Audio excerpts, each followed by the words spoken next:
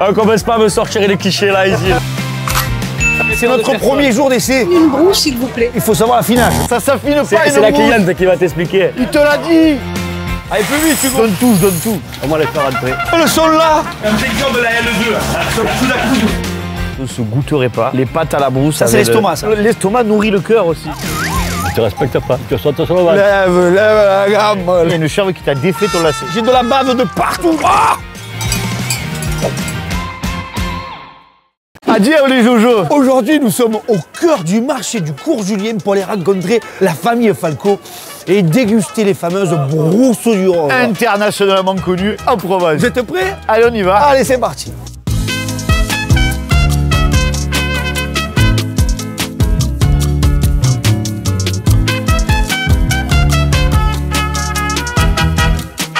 Allez Jobastre. Comment ça va? Ah les gars, vous allez bien? Salut Bastien. Ça fait plaisir de vous voir. Si on est au Cours Julien les gars, c'est un marché qu'on fait tous les mercredis matin, toute l'année. Un des seuls marchés paysans de Marseille. Et alors qu'est-ce qu'on y vend sur ce marché? Alors là tu vois du fromage de chèvre, comme tu peux le voir, on a différents affinages. Des fromages frais, des un peu plus affinés, des crémeux. Notre produit phare vraiment, voilà, on nous connaît pour la brousse du Rhône. Vraiment en deux mots la brousse. Alors la brousse du Rhône c'est un produit hyper frais, produit uniquement par les chèvres du Rhône. Dans la région, on le consomme plutôt en dessert. Et après, il y en a d'autres qui vont le manger aussi salé. On les 7 à avoir l'AOP. C'est la plus petite AOP fromagère d'Europe d'ailleurs. On va se pousser parce qu'il y a du monde derrière. Il y a du monde. Hein. On fait passer monsieur. Un pot de brousse pour monsieur. Voilà. Ça vous va? Madame, venez, allez-y. C'est notre premier jour d'essai. Moi, je vais vous prendre une brousse, s'il vous plaît. Il faut savoir l'affinage. Est-ce que vous voulez un fromage frais? J'en prends toutes les semaines. Une brousse, c'est un fromage frais. Ça s'affine pas. C'est la cliente qui va t'expliquer. Il te l'a dit. Regarde, les brousses du Rhône. Tu l'ouvres. Tu te prends une brousse. C'est du bonheur. Regarde, tu la mets dedans, clac, tu vois, on est moderne. Hein. J'ai la brousse. Madame, ça va? Vous allez bien?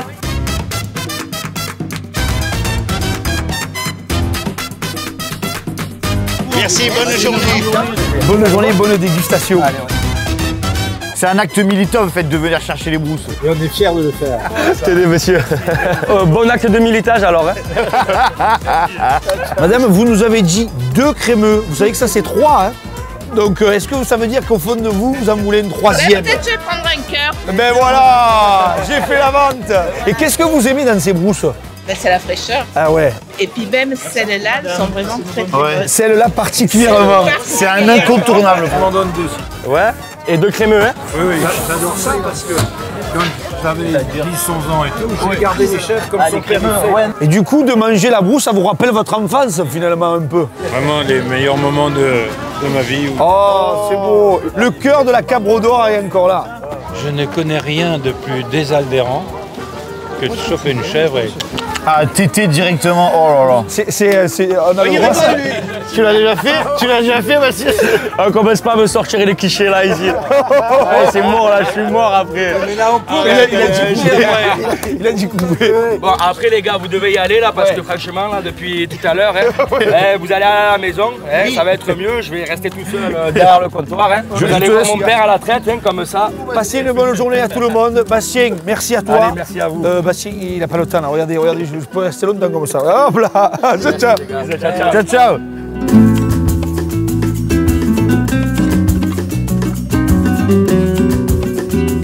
Et bonjour Luc, comment ça va? Bienvenue chez nous, à Cujo-Laiping. À Cujo et pas en provençal. Sur Palaki, sur le Cujo-Laiping. Aimer une bande de brels. Ah oui, joli brain de voix. Ah mais vous êtes sur l'exploitation, la Cabre d'Or. On travaille sur 800 hectares. Qu'est-ce que le pastoralisme? C'est le fait de faire manger des bêtes sur des endroits non cultivés. Et on va les faire manger essentiellement les broussailles. Et c'est quoi la singularité de la rove? Alors la rove. La rove. T'en parlais pas de bière. Mais c'est pour ça qu'on est venu. On a du boulot. Rapidement. Présence en Provence depuis 2600 ans. La légende dit que c'est un bateau grec qui s'est échoué au large de Marseille et qu'elle serait arrivée à la nage aux alentours d'Ognolon. Et donc c'est une chèvre qui est particulièrement rustique et qui est adaptée à son terroir. cette chèvre qui n'avait pas de nom a pris le nom du village du Rhône. Oui. On participe au renforcement de la biodiversité et on est chargé avec le troupeau de laisser la végétation le plus rase possible. Oui. C'est l'aspect prévention de feu. Un feu, les gars, vous le savez très bien, ça part jamais d'un tronc. Ça part des broussailles et après ça se propage aux arbres. Bon, est-ce que on va voir la traite? On va voir la traite. Allez. Allez, c'est parti, on y va.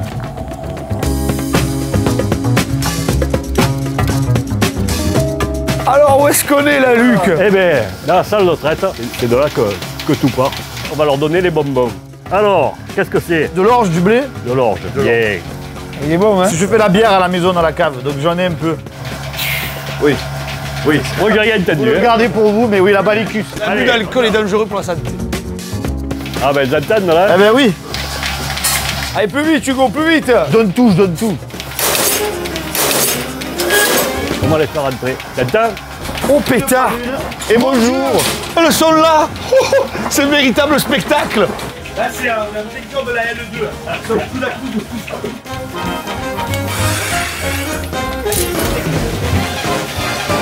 Ça veut dire un aspirateur. Si quelqu'un veut quand s'aspire le bout. Combien de temps ça dure en fait, à chaque fois? Toutes mes chèvres, je les traite en ce moment à peu près 2h30, si je suis seul. Pour combien de chèvres? Pour 144 chèvres. C'est quasiment une chèvre à la minute. Bon, et alors par chèvre, tu récupères combien de litres? Un peu moins d'un litre. C'est des robes en système pastoral, donc elles produisent moins que d'autres races. D'accord, donc c'est encore plus précieux. Une alpine, un système d'élevage hors sol, elle peut faire jusqu'à 4 litres. Oh là là! Que c'est beau! Ça, c'est de l'amour. Hein. Qu'est-ce que tu faisais avant? J'étais représentant de commerce. Moi, je voulais pas que mes gosses ils vivent en ville. J'étais trop malheureux, moi, et on est tombé ici à Cluj. Et on a commencé à monter une pension pour chevaux. Et un jour, il y a ma soeur qui m'appelle en me disant « Luc, tu veux toujours des chèvres? Parce qu'il y a 10 robes à prendre là. Tu as le temps de réfléchir, il faut qu'elle soit partie dans 3 jours. » Ah ouais?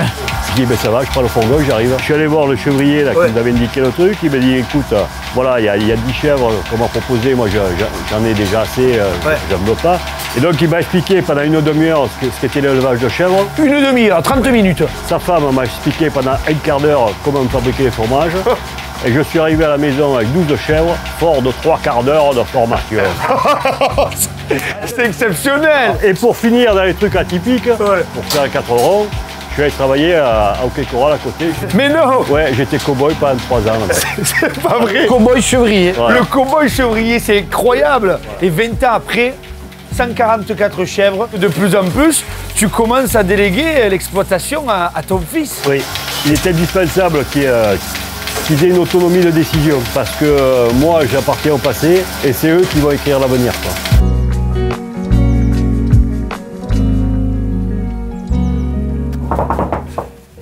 Magali, peut-être. Bonjour les joujoux. On nous a dit qu'apparemment tu avais besoin de renfort. Oui, mais il va falloir vous chausser alors. Hein. Ah, pourquoi ça va pas les baskets? Non, ça va pas les baskets. J'ai ça pour vous. Ah ouais, les crocs. Mais bien sûr, chevrier en crocs. Entrez, je vous en prie. Je fabrique des brousses, ça vous intéresse? Carrément, on est venu pour ça, Magali, j'ai envie de dire. Hein. Ce matin, après la traite, j'ai fait chauffer le lait. J'ai mis un petit peu de vinaigre blanc pour que le lait brousse. Parce qu'en fait, le vinaigre blanc, ça permet comme ça de dissocier la matière du petit lait. Alors là, ça se travaille quand même. Simplement, elle ne va pas s'affiner comme un fromage. On ne va pas la manger maintenant. Il faut au moins 4 heures de froid. Ça va la figer un peu? C'est ça, ça va la figer, ça va la refroidir. Et c'est comme ça qu'elle se conserve, c'est comme ça qu'elle se mange, bien fraîche. Qu'est-ce que tu faisais avant? Tu étais aussi dans un autre domaine? Employé de mairie. Employé de mairie, fonctionnaire. Fonctionnaire. Tranquille. Trop tranquille. Trop tranquille. J'ai besoin de donner un sens à ma vie. En fait, si tu veux, ici, tu as ce sentiment de liberté. Même si tu fais des grosses journées de travail, si à un moment donné, tu veux tout lâcher et aller chercher tes enfants à l'école, tu peux le faire. Je suis devenue une autre personne, je crois. C'est d'avoir l'initiative, la liberté, le contact avec les gens. Tu parlais de sens tout à l'heure. De sens dans tout ce que tu fais. Voilà. On fait tout Oui, ça. bien sûr. Moi, je sors les chèvres aussi régulièrement. Bastien fait des brousses. Et c'est important d'aller en colline se ressourcer aussi. C'est important d'être en fromagerie pour expliquer comment on la fabrique et comment on la fait. Et puis de tourner, de ne pas être là-dedans tout le temps. Quoi. Les vacances n'existent quasiment pas quand on est chevrier, en tout cas de cette dimension-là. Bien sûr, on a pris des vacances, mais trop peu. trop peu. Peut-être que Bastien, avec cette nouvelle génération, il va arriver à imposer des vacances dans ce rythme-là. Mais c'est ce dont on a parlé. Quand il a voulu reprendre, il était hésitant. Il s'est dit, moi, ce travail, cette vie me plaît, mais je voudrais pouvoir faire autre chose. Mais c'est possible. Moi, je lui ai montré que c'était tout à fait possible. Ouais. Il faut simplement l'organiser, le programmer. Bien sûr.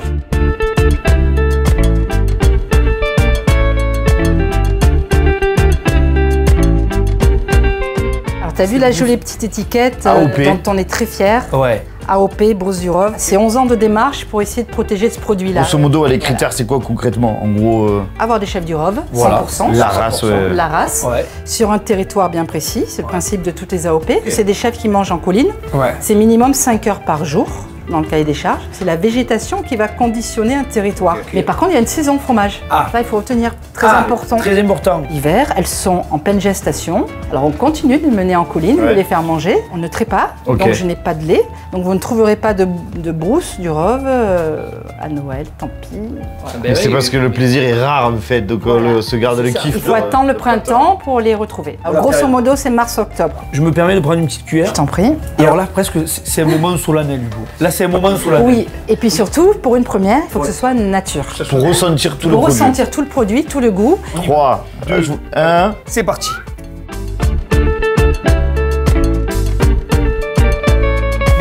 On est au cœur de la brousse, là.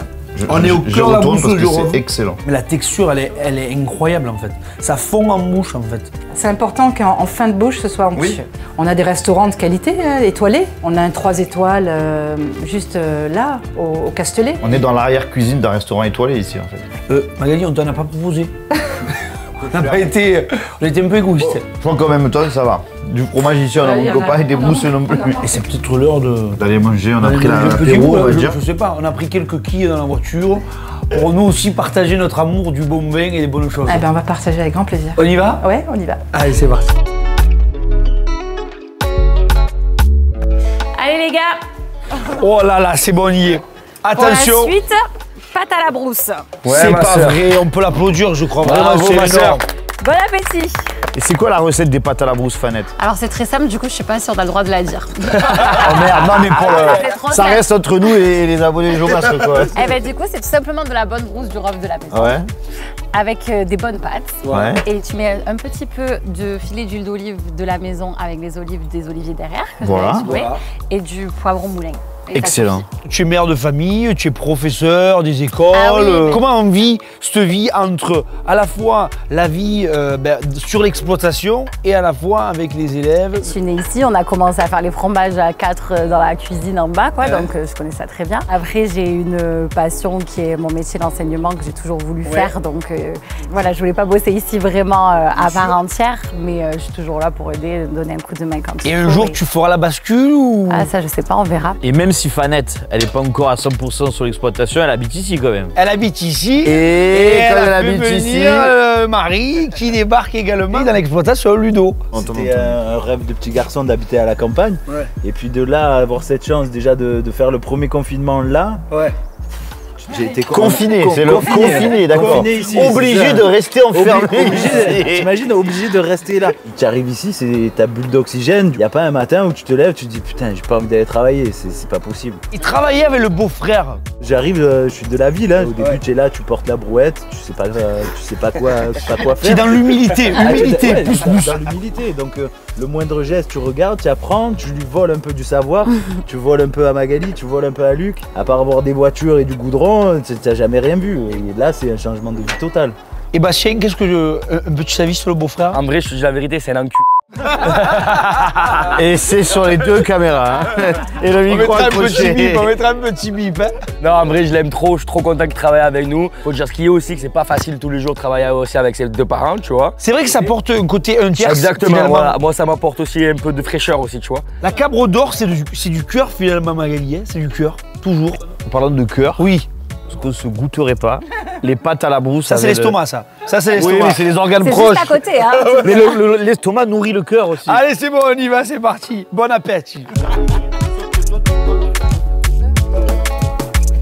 Allez, vas-y, ya. Allez, j'y vais.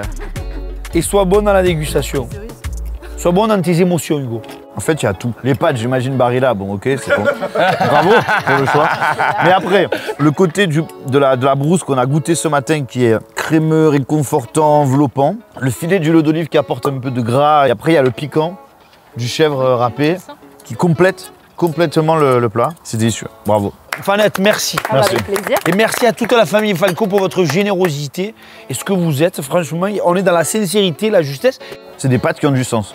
Et c'est des pâtes qui ont du sens. Non, mais c'est vrai, faire des choses qui ont du sens. Bon appétit à tout le monde. Luc, au phare. Il est là, Luc. Lève la gamme, lève. Luc, te voilà de retour. C'est nous qui sommes de retour. C'est toi qui es de retour. Lui, il n'est pas parti. Dans votre journée de chevrier, c'est un moment décisif, c'est la relève, j'ai envie de dire. C'est-à-dire que tu as pris le début d'après-midi et là, il y a le fiston qui vient d'arriver. Effectivement, donc il va prendre la suite. Bon, on a 6-7 heures de pâturage tous les jours, toute l'année. Qu'est-ce qu'on fait durant ces 5-6 heures? Et déjà, les chèvres, elles mangent. Ouais. C'est ça le plus important. C'est le plus important. C'est le plus important, de les faire manger quand on va en colline. Après, nous, oui, on s'organise, on médite, comme tu dis. Ouais. C'est un moment de partage aussi avec les chèvres. Le boulot principal, c'est de mener les bêtes à des endroits où elles vont manger correctement. Quoi. Donc c'est l'observation. L'observation du territoire.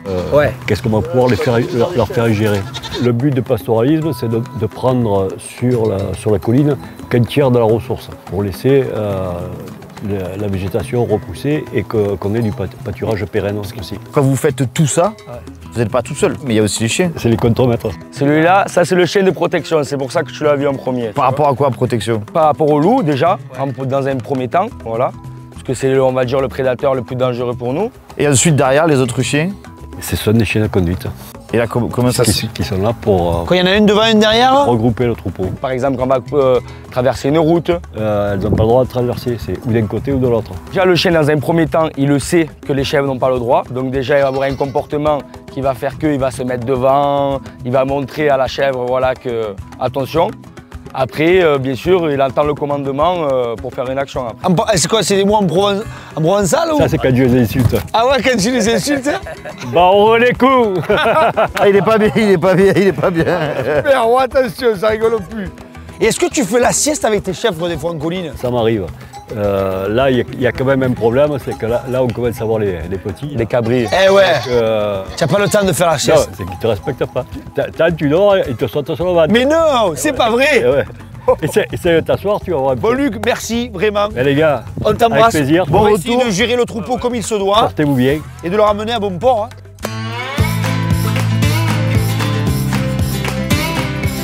Bon Bastien, la journée est en train de se finir au cœur de la garrigue, au cœur finalement de ce qui fait la force des brousses du Rhône, c'est en fait son territoire, c'est la végétation. Et j'ai juste envie de te dire quelque chose, merci. Merci de nous avoir accueillis avec le cœur, la passion, on l'a vu, hein, et ça va peut-être donner l'exemple à toutes les personnes là, qui nous regardent et qui se disent ben, finalement, j'en ai marre des réseaux sociaux, j'en ai marre de cette vie de consommation, cette vie à 200 à l'heure, et je vais peut-être revenir à des choses un peu plus essentielles, la nature. Et tu auras peut-être inspiré certaines personnes. Où est-ce qu'on peut vous retrouver tout simplement? Alors, comme tu as vu tout à l'heure, marché du Cours Julien le mercredi matin, comme vous êtes venu ce matin, nous c'est le seul marché qu'on fait, voilà, une fois par semaine. Tous les mercredis. Okay. De février, bien sûr en respectant la saisonnalité, donc de mi-février à la mi-octobre. Ok. Et la vente directe à la maison, à la ferme. Tu feras attention Romain, il y a une chèvre qui t'a défait ton lacet. Ah oui, carrément. Vous avez un site internet? Oui, on a une page Facebook, ouais. Je me permets, vas-y, il n'y a pas de souci. La Cabre d'Or. Sur la Cabre d'Or, ouais. On est disponible sur la page Facebook La Cabre d'Or. J'ai de la bave de partout, de chèvres. Oui, tu n'es jamais seul en colline, en fait, c'est ça. On n'est jamais seul. Il y a du monde qui vient te voir. Il y a tout le temps du monde. En tout cas, Bastien, merci beaucoup à toi, à toute ta famille pour l'accueil. On s'est régalé. On vous conseille vraiment de venir rencontrer la famille Falco, la Cabre d'Or. C'est vraiment l'authenticité, c'est la brousse du Rhône comme on aime ici en Provence. Et j'ai envie de terminer par cette phrase, comme on dit chez les Auwastres. Tu as compris? Ou on t'explique.